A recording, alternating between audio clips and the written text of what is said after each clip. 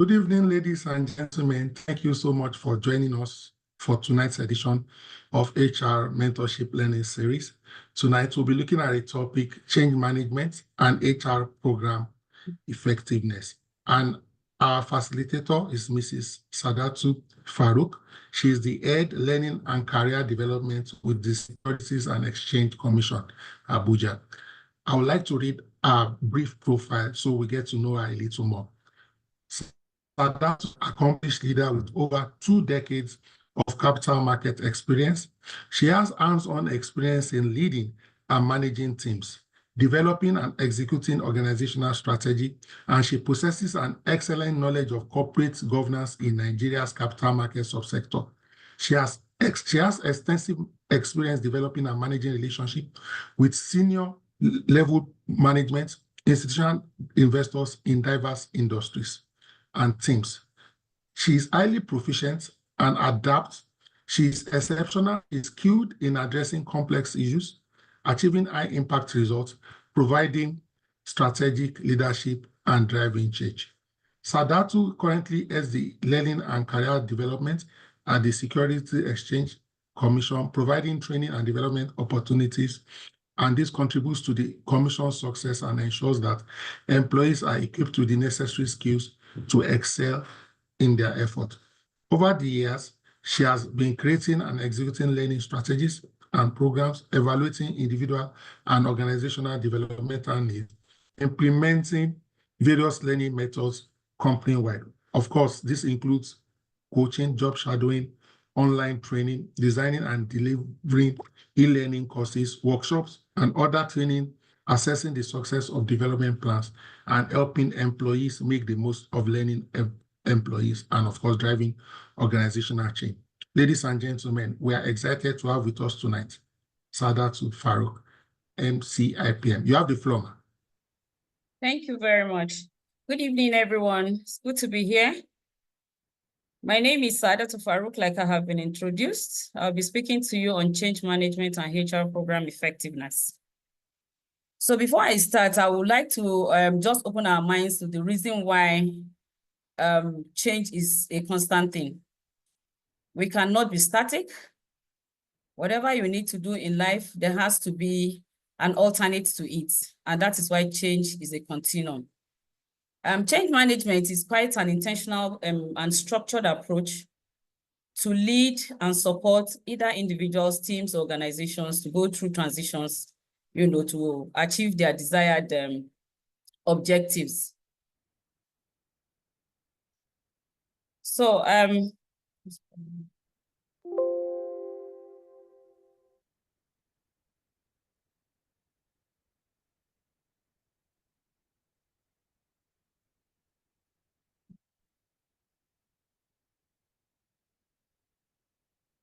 Doctor, maybe you have to move my slide for me if you have this.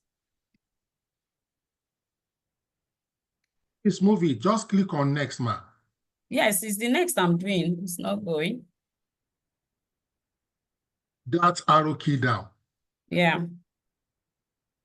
Okay, so I have the presentation outline. I'll be speaking through the introduction, the change management process, change management models, challenges in change management and strategies in change management, influencing change and importance of vision and strategy in change management. Also measuring the effectiveness in the space of HR. Then a few stories around change management. Change management, like I said, is a structured approach to preparing, supporting, and guiding individuals, teams, and organizations through transitions to achieve desired business outcome. And it has different processes that it goes through. Why do you even need a change as a person, as a team, and as an organization?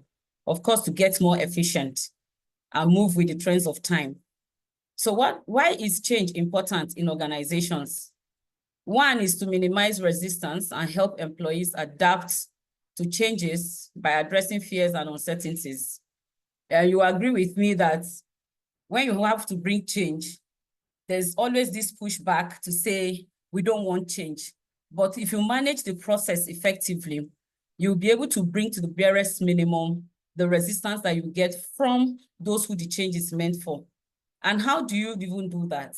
It is to enable them own the change themselves and bring the people to the process as you move with the change. Let them know what is the need for them. Why is the change very important?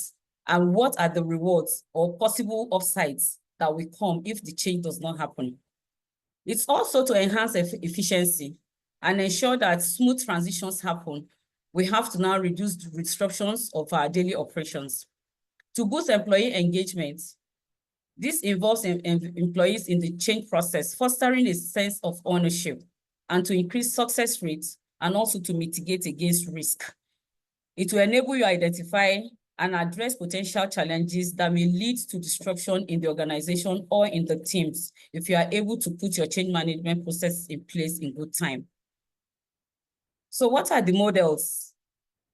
I'm very interested in 3 major models. Those models are Kort-Lewins, ADKAR, and the 8 steps.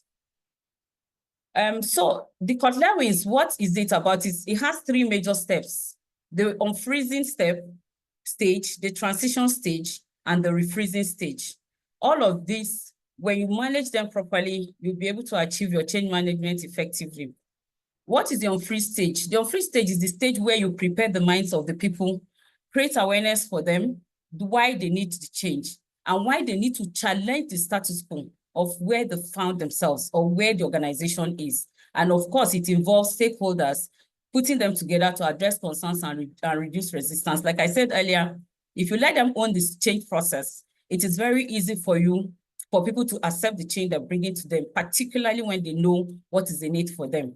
The second stage in the Kort-Lewins model is that you implement changes by introducing new processes and behaviors while providing training, resources, clear communication to support the adaptation of the process. Then you have the refreezing state.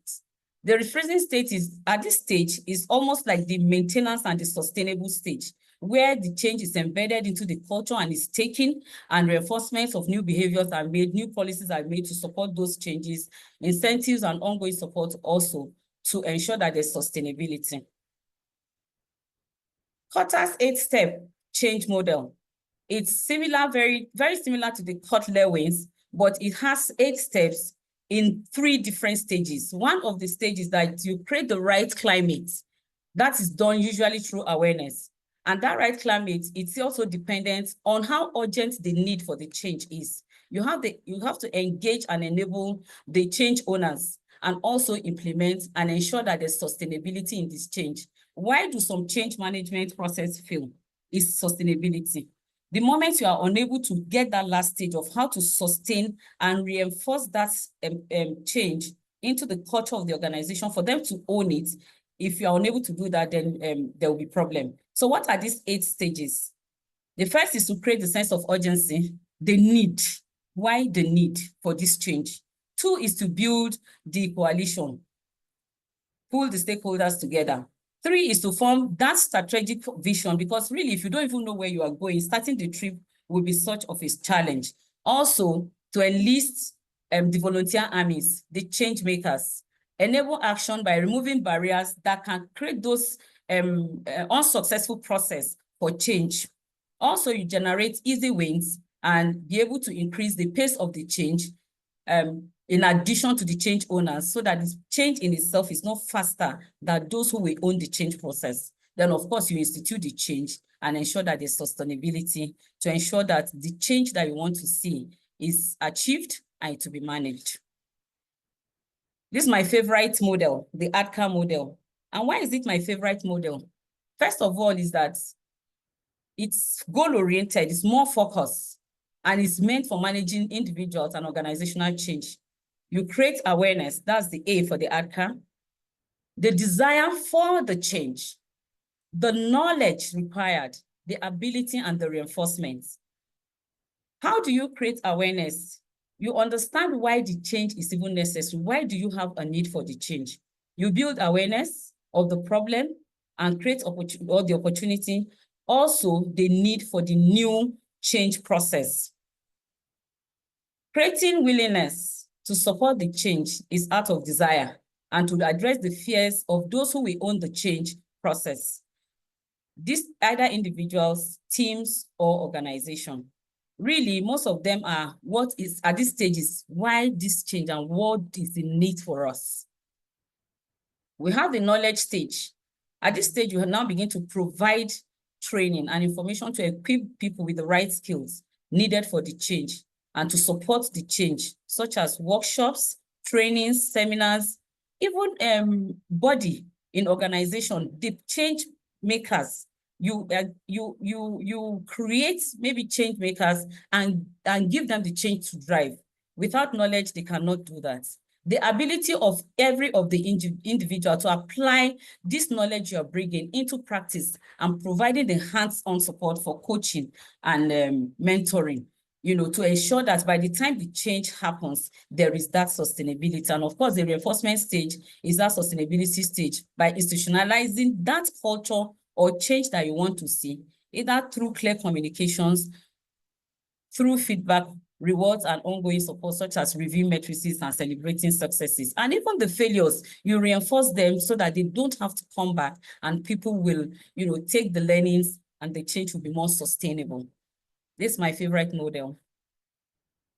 All right, so what are the challenges and the strategies for change?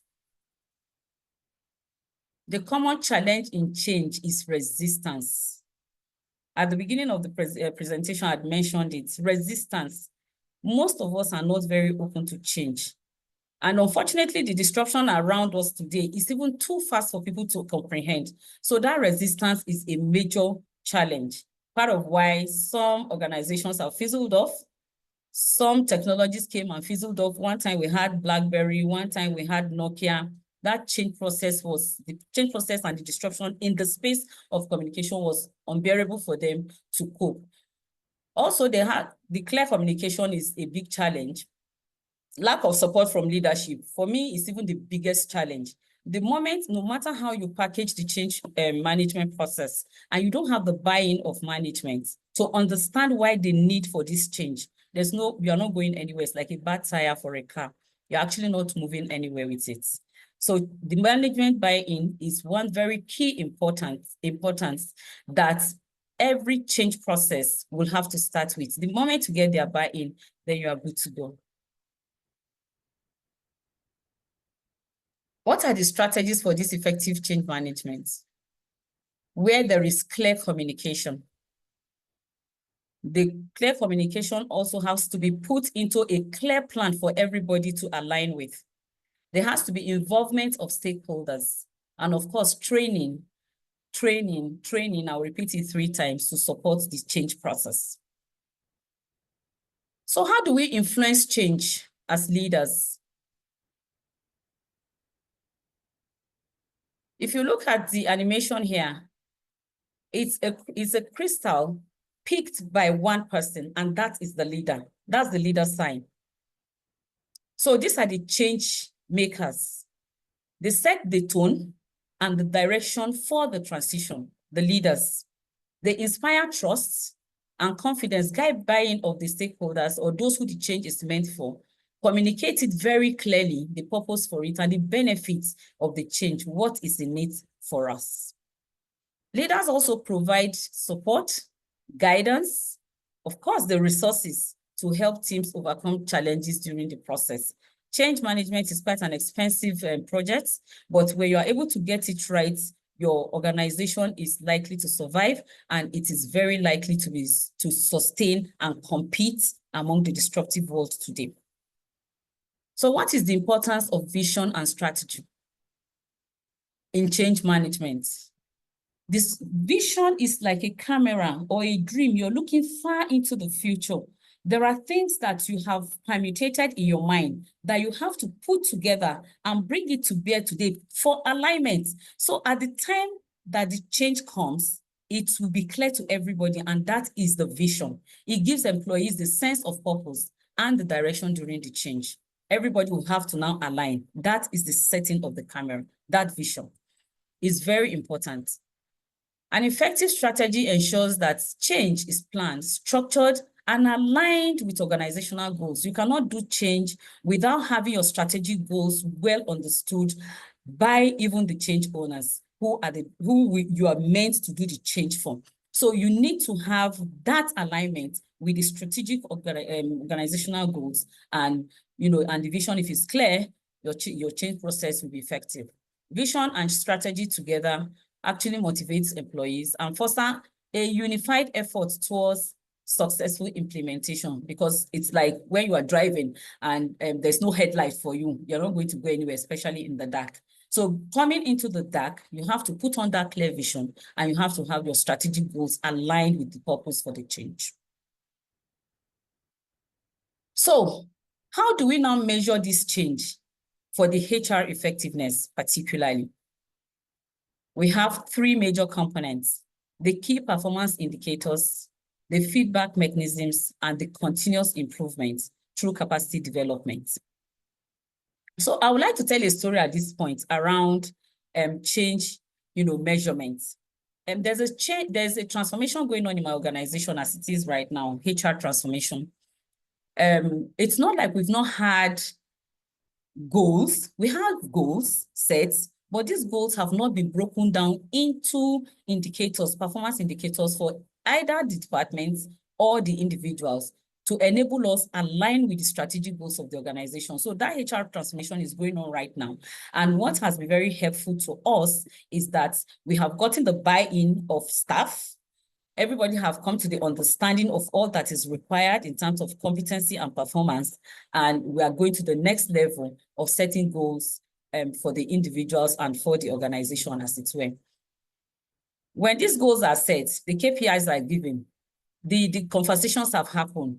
How do you now align each of your KPI with the strategic goals of the organization, or even the vision of the organization? So those are where the issues may be sometimes, particularly in the public sector, because this is a new era for us to now cascade our KPIs into achievable ones. And the goal setting will start as soon as the year is running out. You have your goal setting meetings, and the KPIs are given to every individual. So we're right down doing that. Okay, so how do you know whether you're on track or you are not on track? There's open communication 360 between the change owners and the change users. And that feedback has been very helpful. I'm talking to my organization, and it has made our process very effective. Continuous improvements, you have to continually, educate who are the change drivers, who are the change users, and who are the change owners. That continuous improvement is very, very important. So with these three components, you'll be able to measure your change effectiveness, especially within the HR space, as it relates to all employees. So we have a few case studies just to speak to change, the success story and some failure stories that I've just put up here just for us. And I can tell, even from our various organizations, we have our own case studies. Like I just told the story of my organization now, that we are, of course, going through the success lane right now. In the past, we've had such change processes, but because the change users were not carried along with the understanding that this change is meant for you for effectiveness, and they didn't see the benefit in it, the change processes failed. But thank God this one we're doing this time is very, very effective, and it's going on well. So I took Microsoft as a case study, their cultural shift. So from a competitive and closed culture organization to a collaborative growth-focused one, that's everybody wants to speak about Microsoft, how they have now become growth-focused, customer-centric. Under the CEO of Satya Nadella, Microsoft emphasized empathy, collaboration, and cloud computing, especially for growth mindsets. That's, you have to shift. The mindset has to shift. Whatever change process you're driving, and you are not able to change the mindset of the change owners, then you're going nowhere. It may not be successful. And this growth mindset culture was encouraged across Microsoft, and that has brought Microsoft to where it is today in terms of their effectiveness and efficiency. So Microsoft regained its competitive edge at some point because some other people came up. Microsoft was not there. They've redone, they've repackaged, they've repositioned all through their change process. And now they are one of the top technology companies, even globally. So what are we taking away from this small story? That Microsoft cultural shift under this leadership of Nadella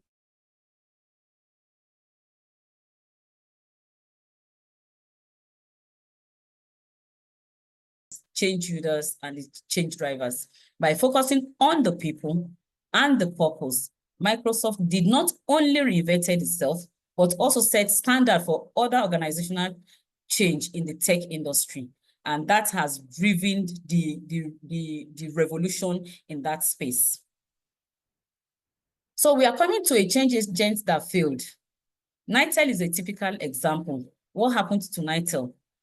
One time in this, at some point, we never knew what mobile phone was about. I remember when it was about coming in and we're called to a seminar. You know, it sounded like Greek to me. It was like, how is it possible that we are going to now have, everybody will have access to communication, and it will be cheap and it will reach everywhere. Unlike in those days where the landlines of Nitel were limited to either the rich or organizations or a few of the middle class people. We went for these lectures and I'm like, how is that possible that you're going to hold just one instrument or one device in your hand and it will take you, across the world to connect with anybody, with ease? Unfortunately, Nitel could not move with that space, could not move with the pace. So what happened? Initially, they went into privatization of Nitel to make it competitive in the growing telecommunication sector. But really what went wrong? There was poor execution. Part of it is the bottleneck, the bureaucratic bottleneck, inefficiencies and political interference. Lack of clear vision and strategy, like we said earlier. If you don't have it, like a bad tire, your car is not going anywhere.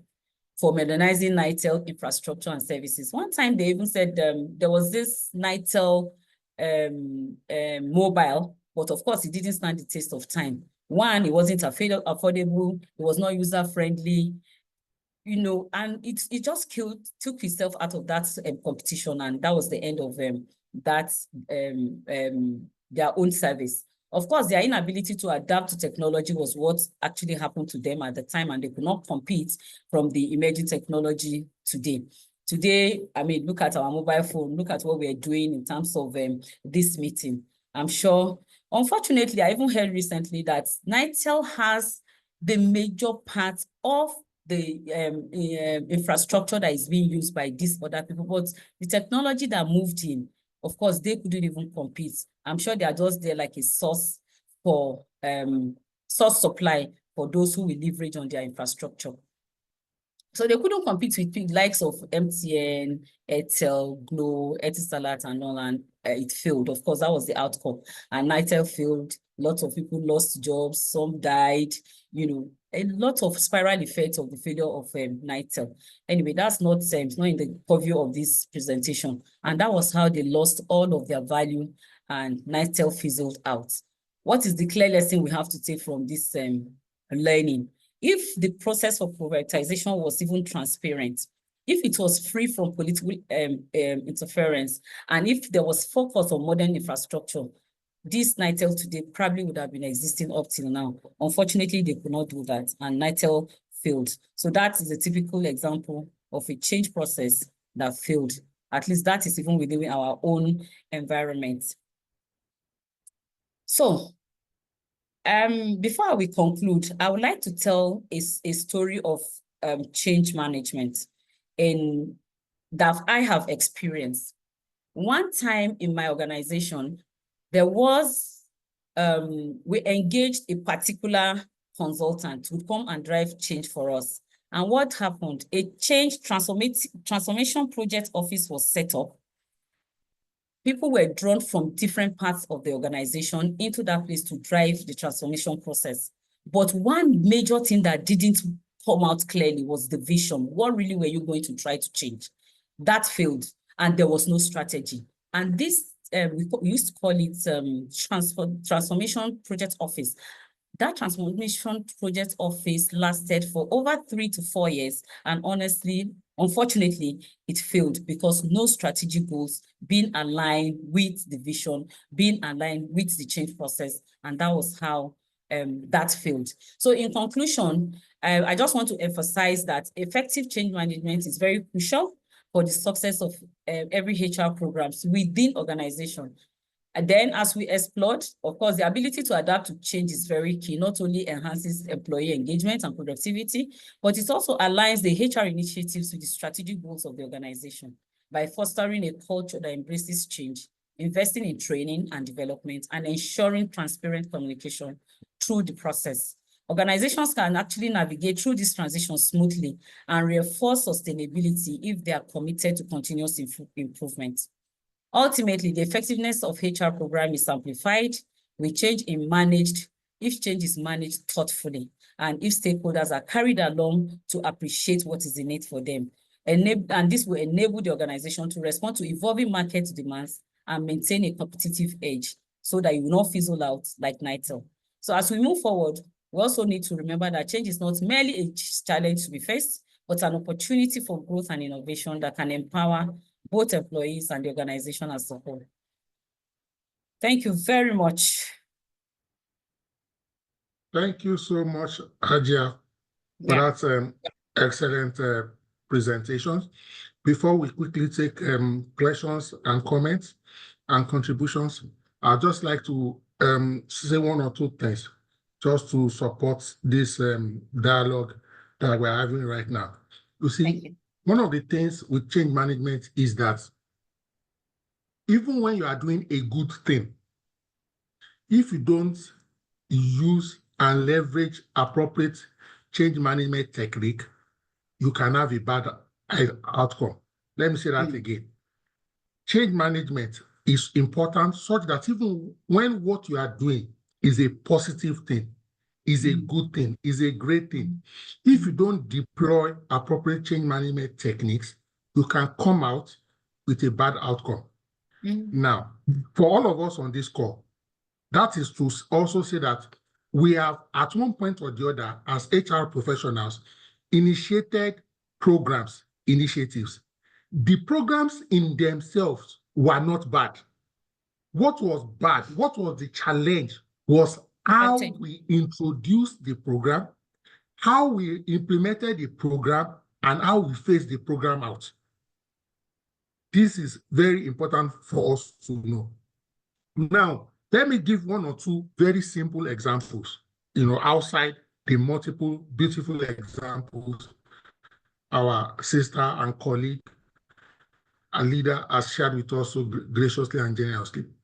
Imagine that you want to move your organization's employees from HMO1 to HMO2. You said I'm not mentioning any HMO. HMO1 to HMO2. Maybe HMO2, maybe is cheaper. Or maybe is the same fee for their products and services, but they have better offerings or better hospital coverage. Maybe they are in more states and capitals around Nigeria. Are you with me? I've been in a place that, for example, management just announced maybe December 20 that by January 1, we'll be changing HMO. Question, is that notice to the employees adequate? About 12 days notice. Now, note that when you are doing HMO, you have 2 or 3 types of customers. Again, I'm using HMO as a case study so that we can relate it to more. You have what we call enrollees. Who are the enrollees? There are 2 categories of enrollees. You have your staff. However, you now also have the spouse and children of your staff. So I used to work in a place where we were like 3,500 staff, but we were 12,000 enrollees. Now, when you want to change HMO, you cannot afford to think only of the 3,500 staff. You have to think about their husbands, their wives, their children. So when you want to change the hospital, your communication plan must be intact. 1, you must be able to give adequate notice. The reason is some people on your current HMO plan, for example, are on Hospital A. Maybe Hospital A is not on the new HMO. 1 week may be too short to find an equivalent of Hospital A on that list. I'm trying to bring this change management so that you won't think it's something technical or theoretical. This is something very practical, and she has shared with us use 3 tools, techniques, approach, methodologies that we can use. So yes, there are instances when you want to make a move, but you will make the move slowly. Instead of making the move over 3 days, you may make it over 3 months or over 3 weeks. And it means you have to think about all your stakeholders, internal and external. Now, even within your stakeholders, there are segments. So if you say employee is a stakeholder, you have employees that are executive. You have employees that are maybe managerial. You have employees that are junior, maybe like cleaners, drivers. The way the managerial staff will respond to a policy or a process may not be the same way the cleaners or the drivers will respond to it.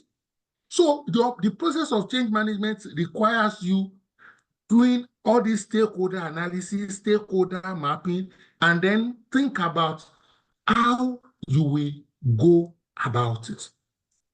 I'll give one more example and then throw it open to other people for contributions, comments, and questions for our erudite facilitator and speaker for tonight.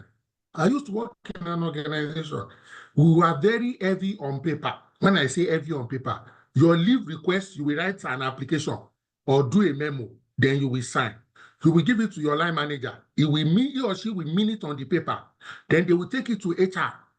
They will mean it. Then they will now write a leave approval letter and then make a copy, give you one copy to acknowledge, put one in your file, give you one. Then suddenly, we introduce what we call automation, digital process. Let me shock you. Do you know one of the first things we noticed when we digitalized the leave process? The leave request went down. Aja, this may be very funny. Yes. The leave, so maybe 20 people asking for leave every week before. It dropped to like 12. Guess why? People did not know how to apply for leave. Meanwhile, we did, what do you call it, training. We did frequently asked questions, but we had some categories of staff, they were not even computer literate.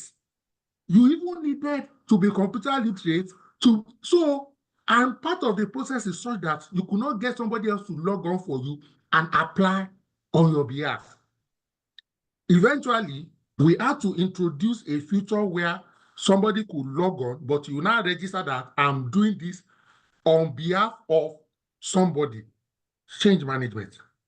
So you need to ask questions. You need to be sure that this thing you want to introduce, it can just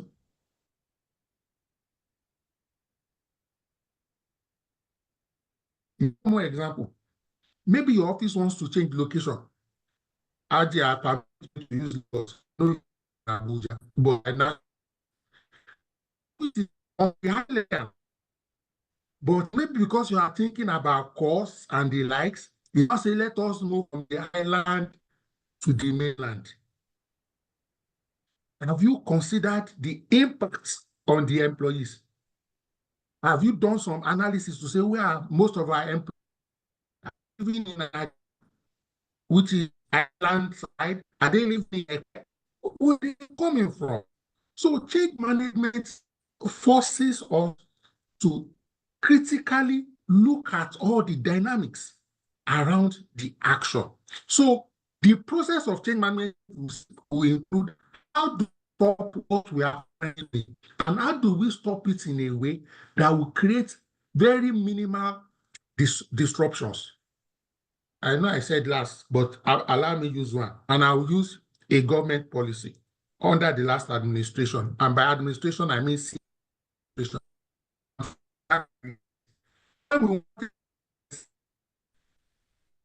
Is it bad to change currency?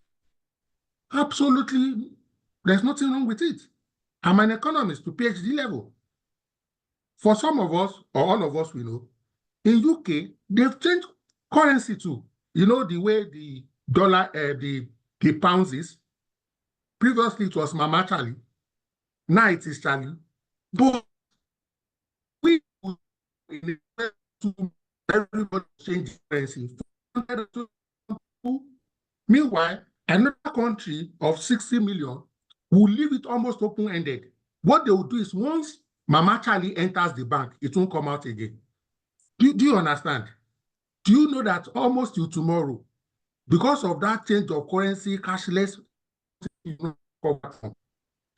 please, change management supports initiatives, new programs, but you must phase out existing ones carefully, and you must produce new things carefully. You must communicate, you must engage, you must provide support. Ladies and gentlemen, I just wanted to add my 2 kobo, like we say. So if you have either comments or contributions, or you want to share experience, if you raise your hands, we will enable you to speak, please. Thank you so much for joining again. Yes, we are extremely grateful to our colleague who has so graciously shared with us. So I'm checking if there are either questions or comments. Thank you so much, Mrs. Ibrahim, for your feedback. A lot of people are appreciating you in the chat box, and I'm thanking you. So we'll quickly take a comment or question or clarifications or contributions from Mary. Mary, you can please unmute. Okay, thank you, sir. And thank you, madam. Thank you, Mary. For the beautiful section. I met you this year's CIPM annual conference planning committee member. Thank you. She's such a wonderful. Nice to meet you virtually this evening. Thank you so much, ma'am. Thank you. In order to share my own experience on the change management topic that we are looking at this evening, I remember when during that cash policy change of currency thing that you just talked about. So I had a discussion with the top executive management that, okay, the staff seems to be having issues getting cash. So maybe we should run a roster, and I said, okay, let the staff work just 3 days in a week as against 6 days because it's production. And executive management agreed, but the junior management indirectly did not agree because they felt they were not, one person actually felt he was not carried along. And so the plan did not scale through. So at the end, the staff suffered. Yes, the plan didn't scale through, but the staff actually suffered. So just to add to what you just said now, that sometimes you may have some group that may accept and the other group may not accept, but we need to carry everybody along. Even if it's going to take us 5 weeks or 5 months, let's not be in a rush. Because for me, in that situation, I was getting so worried, like a mother hen, trying to look out for the staff. So I was looking at the fact that, if I even got to a point that we have to be asking even a driver, do you have 100 naira? Let me get cash to get a bus back home. So truly, we need to exercise patience. No matter the time it will take, so long as if all the parties are involved and okays it, then it makes our work easier. Thank you, madam. Beautiful section, I must say. Thank you very much, Mary. Thank you, Mary. Thank you so much. I'm still checking. Any other question or comments, contributions, ladies and gentlemen? I see some of my colleagues on this call. Mr. Adio Shoaib, good to see you. Anyone wants to say wrap this evening? Okay. I'm actually very happy to wrap it up at this intersection. Please permit me once again to appreciate you, ma'am, for coming. Just to put it out there, we'll bring you back very soon, maybe January. All right, we have to tap our milk from this experience. We are indeed grateful. Thank you so much for your time. Please. All right. Good night, everyone. I will unmute us now so that we can verbally say thank you. I'll unmute and say thank you, please. Okay, thank you very much. Madam Aja Farida, thank you for Thank you very much, Ma. Good Thank night. you very much. Thank Thank you. you. Thank you. Thank you Thank you so very much, much, Ma. ma'am. Thank you very much. Thank you very much, ma'am. Thank you. Thank you.